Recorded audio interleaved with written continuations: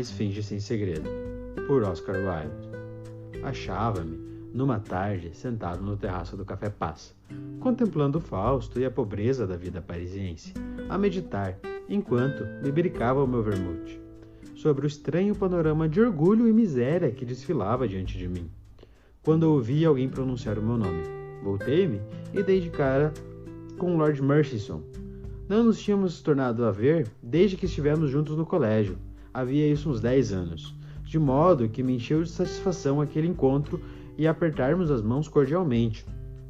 Tínhamos sido grandes amigos em Oxford. Gostava dele imensamente. Era tão bonito, tão comunicativo, tão cavalheiresco. Costumávamos dizer que ele seria o melhor dos sujeitos, se não falasse sempre a verdade. Mas acho que, na realidade, o admirávamos justamente por causa de sua franqueza. Encontrei-o muito mudado. Parecia inquieto, perturbado e em dúvida a respeito de alguma coisa. Senti que não podia ser o ceticismo moderno, pois Murchison era um dos conservadores mais inabaláveis e acreditava no Pentateuco com a mesma firmeza que acredita na Câmara dos Pares. De modo que concluí que havia alguma mulher naquilo, e perguntei-lhe se ainda não havia casado. Não compreendo bem as mulheres, respondeu. Meu caro Geraldo, disse, as mulheres são feitas para serem amadas e não para serem compreendidas. Não posso amar sem ter confiança absoluta, replicou. Creio que há mistério em sua vida, Geraldo, exclamei. Conte-me isso. Vamos dar um passeio de carro, respondeu. Há gente demais aqui. Esse carro amarelo não, um de qualquer outra cor. Aquele ali, verde escuro serve. Dentro de poucos minutos, estávamos a descer a trote o boulevard, na direção da Madalena. Para onde vamos? Perguntei. Para onde eu quiser, respondeu. Para o restaurante do Bosque, jantaremos ali e contar-me tudo a respeito de sua vida. Primeiro quero que você me conte a sua. Revele-me o seu mistério. Tirou do bolso uma pequena carteira de marroquim com fecho de prata e entregou-me. Abria. Dentro havia uma fotografia de uma mulher. Era alta e esbelta, de aspecto singular, com grandes olhos misteriosos e cabelos soltos. Parecia uma vidente e achava-se envolta em ricas peles. Qual é a sua opinião a respeito desse rosto? Perguntou ele. Inspira confiança? Examinei o retrato atentamente. Parecia-me o rosto de alguém que guarda um segredo, mas o que não podia dizer era se o segredo era bom ou mau. Aquela beleza parecia feita de mistérios reunidos, uma beleza, de fato, mais psicológica do que plástica, e o ligeiro sorriso que lhe flutuava nos lábios era demasiado sutil para ter realmente um encanto. Bem, exclamou ele impaciente, que me diz? É a Mona Lisa em vestes de luto, respondi. Conte-me tudo quanto a ela se refere. Agora não, depois do jantar, disse ele, e começou a conversar a respeito de outras coisas. Quando o empregado trouxe o nosso café e os cigarros, lembrei a Geraldo de sua promessa. Ele levantou de sua cadeira, caminhou 2 ou 3 vezes acima e abaixo na sala e, deixando-se cair numa cadeira de braços, contou-me a seguinte história. Uma tarde, aí pelas 5 horas, eu descia pela rua Bond. Havia uma terrível aglomeração de veículos e o tráfego estava quase parado. Perto do passeio estava parado um carrinho fechado, amarelo, que, por esse ou aquele motivo, atraiu minha atenção. Ao passar ao seu lado, vi surgir dele, a olhar para fora, o rosto que lhe mostrei ainda há pouco. Fascinou-me imediatamente. Fiquei a noite inteira a pensar nele, e o dia seguinte também. Subi e desci várias vezes entre aquela maldita confusão, lançando um olhar perscrutador para dentro de todo o carro, à espera do carro fechado amarelo. Mas não pude descobrir minha bela desconhecida, e afinal comecei a pensar que era apenas um sonho. Cerca de 1 semana depois, estava a jantar com Madame de Hestel. O jantar estava marcado para as 8, mas às 8h30 ainda nos achávamos à espera na sala de visitas. Por fim, o criado abriu a porta e anunciou Lady Aurora. Era a mulher que eu estivera a procurar. Entrou muito devagar, parecendo um raio de lua cercado de renda cinzenta, e, para intenso deleite meu, pediram-me que a conduzisse à sala de jantar. Depois de nos sentarmos, observei-lhe com a maior inocência. Creio que já a vi há algum tempo, na Rua Bond, Lady Alroy. Ela ficou muito pálida e disse-me em voz baixa: Por favor, não fale tão alto, podem ouvi-lo. Senti-me desdiosíssimo por ter começado tão mal e mergulhei cegamente numa dissertação sobre peças francesas. Ela falava pouquíssimo, sempre com a mesma voz baixa e musical, parecendo receosa de que alguém estivesse escutando. Senti-me apaixonadamente, estupidamente enamorado, e a indefinível atmosfera de mistério que a cercava excitava, a mais não poder, a minha curiosidade. Quando ela se retirou, logo após o jantar, perguntei-lhe se poderia visitá-la. Hesitou um momento, olhou em redor para ver se alguém estava perto de nós e depois disse: Sim, amanhã às 4:45. Roguei a Madame de Hastings que me desse informações a respeito dela, mas tudo quanto pude saber é que era uma viúva morando numa bela casa em Park Lane.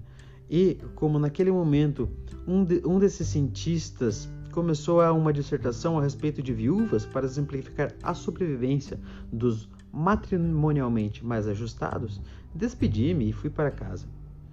No dia seguinte, cheguei pontualmente a Park Lane, no momento exato, mas o mordomo disse-me que Lady Alroy tinha acabado de sair. Dirigi-me ao clube bastante desiludido e confuso, e, depois de muito refletir, escrevi-lhe uma carta perguntando-lhe se seria permitido a mim tentar a sorte de alguma outra parte. Por vários dias não recebi resposta, mas afinal chegou-me às mãos um bilhetinho, dizendo-me que estaria ela em casa no domingo, às 4, e com esse extraordinário pós-escrito: Por obséquio, não torne a me escrever aqui. Explicar-lhe-ei quando ouvir. No domingo, recebeu-me e mostrou-se perfeitamente encantadora. Mas, quando me despedia, pediu-me que, se alguma vez tivesse a ocasião de escrever-lhe de novo, dirigisse minha carta para Sra. Knox, aos cuidados da biblioteca de Whittaker, na Rua Verde. Há motivos, disse ela, pelos quais não posso receber cartas em minha própria casa. Durante toda a temporada, via-a miudadas vezes e a atmosfera de mistério sempre se manteve em torno dela. Às vezes pensava que se achava ela em poder de algum homem, mas parecia-me tão inabordável que não podia acreditar naquilo. Era realmente difícil para eu chegar a qualquer conclusão, pois ela era como um desses estranhos cristais que a gente vê em museus e que são, num momento, claros e em outro, turvos. Por fim, decidi-me a pedi-la em casamento. Senti-me doente e cansado daquele incessante segredo que impunha a todas as minhas visitas e as poucas cartas que lhe enviei. Escrevi-lhe para a biblioteca, perguntando-lhe se podia ver-me na segunda-feira seguinte, às 6 horas. Respondeu-me que sim, e senti-me transportado ao 7º céu. Estava apaixonado por ela, a despeito do mistério. Pensava então, em consequência dele, vejo agora, não, era a mulher mesmo que eu amava. O mistério perturbava-me, enlouquecia-me. Por que o acaso me fez descobrir a maldita pista? Descobriu-a, então? Eu exclamei. Receio que sim, respondeu. Julgue você por si mesmo. Quando chegou a segunda-feira, fui almoçar com meu tio, e, cerca das 4 horas, encontrava-me em Marylebone Road. Meu tio, como você sabe, mora em Regent's Park. Queria alcançar Piccadilly, e, para atalhar, meti-me por uma enfiadada de becos miseráveis. De repente, avistei à minha frente Lady Alroy, com um espesso véu, caminhando muito apressada. Ao chegar à derradeira casa da rua, subiu os degraus, tirou do bolso uma chave, abriu a porta e entrou. Aqui está o mistério, disse a mim mesmo, e apressei-me em examinar a casa. Parecia-me uma espécie de prédio de aluguel. No degrau da porta estava caído o lenço dela. Apanhei-o e meti-o no bolso. Depois comecei a refletir no que devia fazer. Cheguei à conclusão de que não tinha o direito de espioná-la. Tomei um carro e segui para o clube. Às 6 horas fui visitá-la. Estava sentada num sofá em traje de chá, um tecido prateado preso por uns broches de certas estranhas pedras lunares que sempre usava. Era uma beleza perfeita. Alegre-me tanto de vê-lo, disse. Não saí hoje durante o dia. Olhei para ela estupefato e, tirando o lenço do meu bolso, entreguei-lhe. Deixou cair isso essa tarde, Lady Alroy. Na rua Cumnor, disse eu, calmamente. Ela olhou para mim, aterrorizada, mas não fez o menor gesto para pegar o lenço. Que estava a fazer ali? Que estava a fazer ali? Perguntei.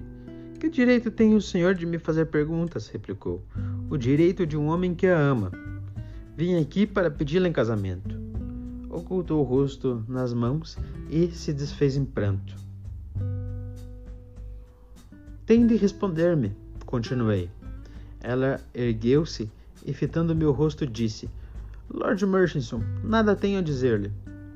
Foi encontrar alguém, exclamei. É esse o seu mistério. Ela ficou terrivelmente pálida e disse: Não fui encontrar ninguém. Não pode dizer a verdade? Exclamei. Já disse ela. Eu estava a enlouquecer, alucinado.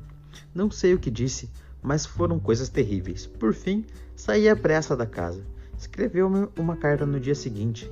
Devolvi-lhe intacta. E parti para a Noruega, em companhia de Alan Coville. Um mês depois, regressei, e a primeira coisa que vi no Morning Post foi a notícia da morte de Lady Alroy. Apanharam um resfriado na ópera e morrera, dentro de 5 dias de congestão pulmonar. Fechei-me em casa e não quis ver ninguém. Tinha amado tanto, tinha amado tão loucamente. Meu Deus, como eu amava aquela mulher. E você foi àquela rua? Àquela casa? Perguntei. Sim, respondeu. Um dia fui à rua Cumnor. Não poderia deixar de fazê-lo. Vivia torturado pela dúvida. Bati à porta e uma mulher de aspecto respeitável abriu-a para mim.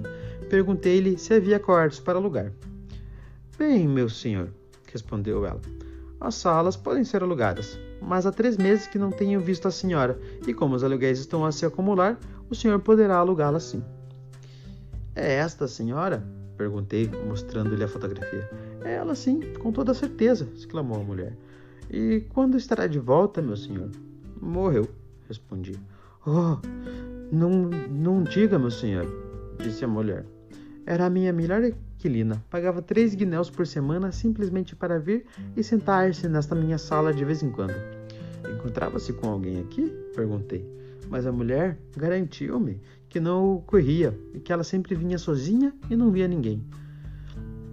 Mas afinal, o que ela fazia aqui? Eu exclamei. Ficava simplesmente sentada na sala, meu senhor, lendo livros e às vezes tomava chá, respondeu a mulher. Não sabia dizer de que modo. Lhe dei um soberano e saí.